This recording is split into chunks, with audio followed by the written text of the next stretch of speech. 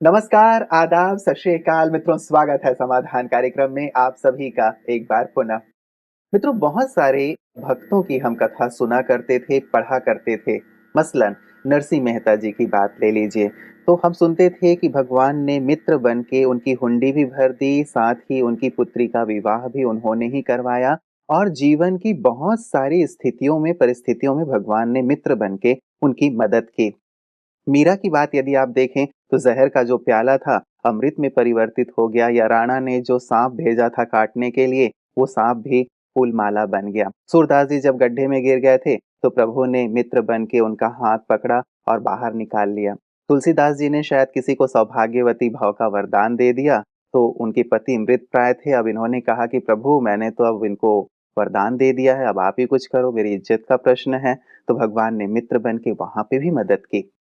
एक बात मूल रूप से यदि हम देखें तो ये सारी भक्त आत्माएं जो थे बहुत ऊंची आध्यात्मिक स्थिति में थे, इसलिए भगवान की मदद सहज रूप से अनुभव कर लिया करते थे। क्या हम भी जो इतनी उच्च स्थिति में शायद अभी नहीं हैं, हम संसार में हैं, अपने कारोबार में हैं, क्या ऐसी ही मदद जैसे प्रभु उनकी मित्र बन के किया करते थे हमें भी प्राप्त हो सकती है? यही प्रश्न लगातार भ्राता जी के साथ चर्चा में आ रही है। आइए इस चर्चा को आगे बढ़ाते हैं और भ्राता जी का अभिनंदन करते हैं। भ्राता जी, बहुत-बहुत स्वागत और अभिनंदन।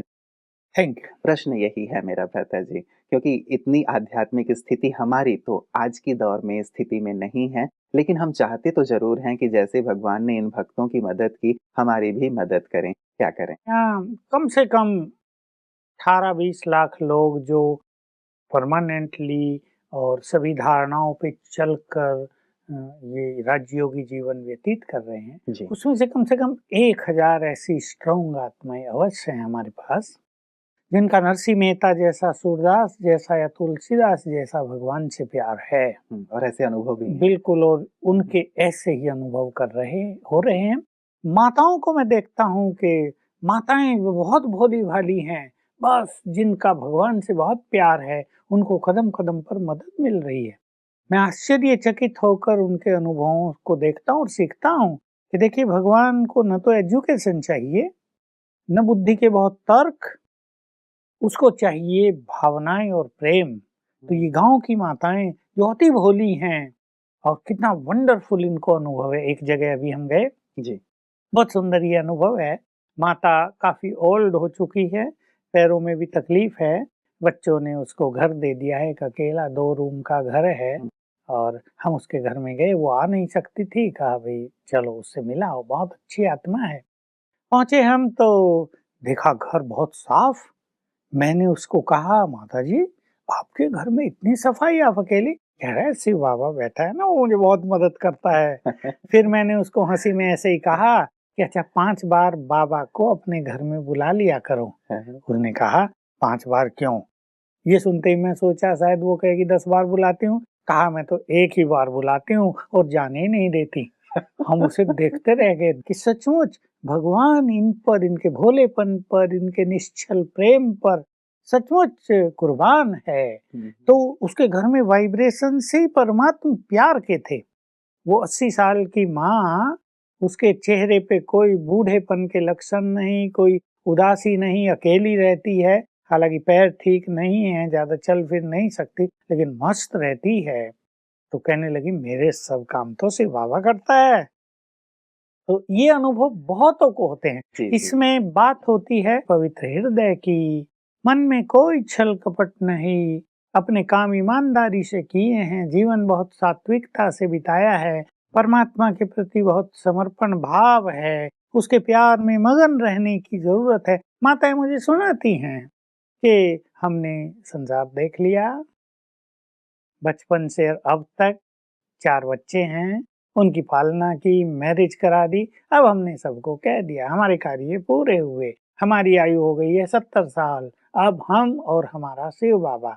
और मैं देखता हूँ उनके जीवन से ये झलक दिखाई देती है कि उनका मोह ममत्व तो कहीं नहीं है, उन्होंने अपने को डिटैच कर लिया है। भाई अब अपने कारोबार, अपने बच्चों को तुम संभालो, मैंने अपने कार्य पूरे किए। इन सब चीजों की बहुत जरूरत होती है, परमात्मा से ऐसी मदद की या उससे दोस्ती के अनुभवों की। इसके बिना कोई सोचे कि वो ग्रस्त में भी फंसा रहे, वो मोहमाया में भी उलझा रहे, वो काम धंधों को भी कम न करे और वो सोचे जब इन्हें अनुभव हो सकते हैं तो मुझे भी होने चाहिए। ये बहुत दूर की बात है। बिल्कुल, मैं उसी पे आने वाला था भ्राता जी, क्योंकि बहुत सारे लोग ऐसे हैं जो ये कहते हैं कि हम उनका आह्वान तो करते हैं या भगवान को याद तो करते हैं, लेकिन वो जो मदद की अनुभूति होनी चाहिए, वो मदद की अनुभूति नहीं होती, या फिर जो भी अभ्यास भ्राता जी भी बताते हैं हम दिल से करते हैं, लेकिन कई बार वो अनुभव नहीं होता, तो या तो विश्वास डगमगाने लगता है या कई बार विश्वास ही टूट जाता है। देखिए, हमारे आह्वान पर वो तभी आएगा जब उसके आह्वान पे हम भी कुछ करते हों।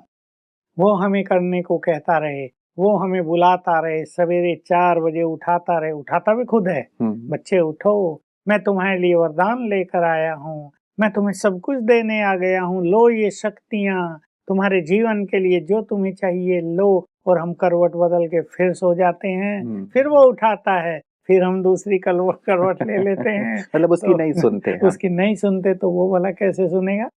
मतलब ये एक सीधा-सा एक सिद्धांत है। लेकिन कई बार भ्राता जी हम कहते हैं ना कि चलो हम हैं, मतलब हम छोटे हैं, बच्चे हैं, नादान हैं, हम गलतियाँ करें, लेकिन आप तो आ वो तो आता है, पर उसके आने की अनुभूति फिर होगी नहीं ना, क्योंकि वो सूक्ष्म है।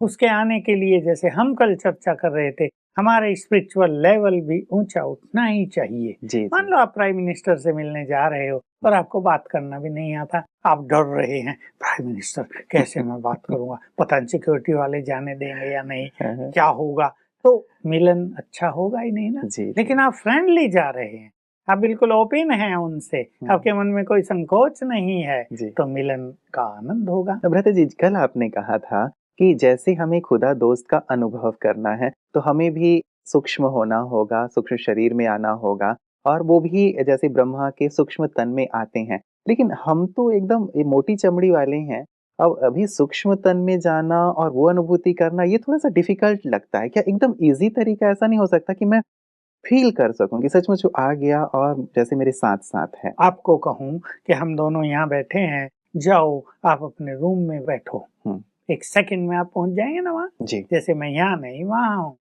जो मेडिटेशन करते हैं, मैं उन्हें कहूँ कि जाओ माउंट आबू में जो बाबा का रूम है, मेडिटेशन रूम है, वहाँ जाकर मेडिटेशन करो। तो 1 सेकंड में फ़ील करेंगे हम वहाँ बैठे हैं।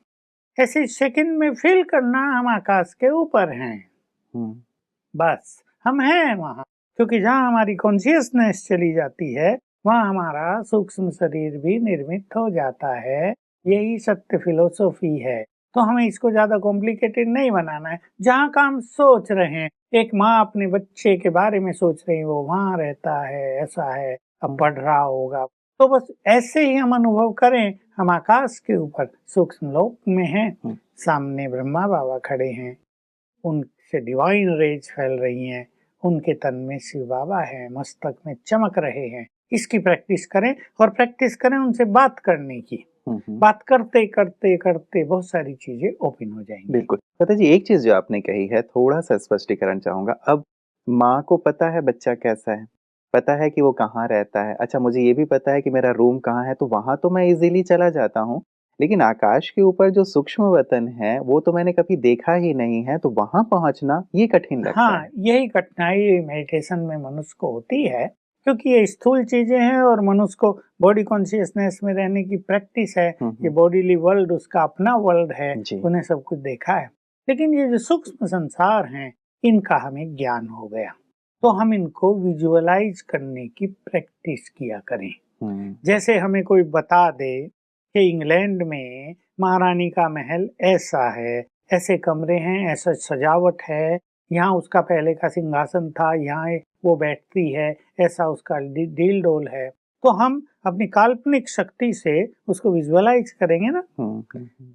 अच्छा, ये तो हुई स्थूल मनुष्यों की चीज, उसका हमें कोई फोटो भी दिखा दे, जी, सारा बिल्कुल एक एक चीज का सुंदर नक्शा दिखा दे, इजी होगा हमारे लिए। बिल्कुल। ठीक वैसे ही ये जो सूक्ष्म लोक है, इसका भी हमें ज्ञान मिल जाता है, परम धाम का भी हमें ज्ञान मिल जाता है और उसके चित्र भी हमें दिखा दिए जाते हैं। हुँ, तो हुँ। थोड़ी सी प्रैक्टिस यदि बढ़ाई जाती है तो उसके अनुभव होने लगते हैं, किए जा क्योंकि सकते वो हैं। हमारी अपनी चीजें हैं, भले ही हम उन्हें भूल गए हों। मतलब प्रैक्टिस की बात है, जिसे हम विजुअलाइज़ करते-करते शायद इसमें परफेक्ट हो जाएँगे और ईज़ी हो जाएगा। तो क्या रहता है जी, ये जो अनुभूति है खुदा दोस्त की, मित्र की, वो ऊपर जाके ही करें या हम उन्हें नीचे भी हम उन्हें बुलाएँ और नीचे भी अनुभूति बुला करें? सकते हैं हुँ, और सहज यही होता है कि हम उनका नीचे ही आह्वान कर लें जी। और उनकी उपस्थिति को फील किया करें।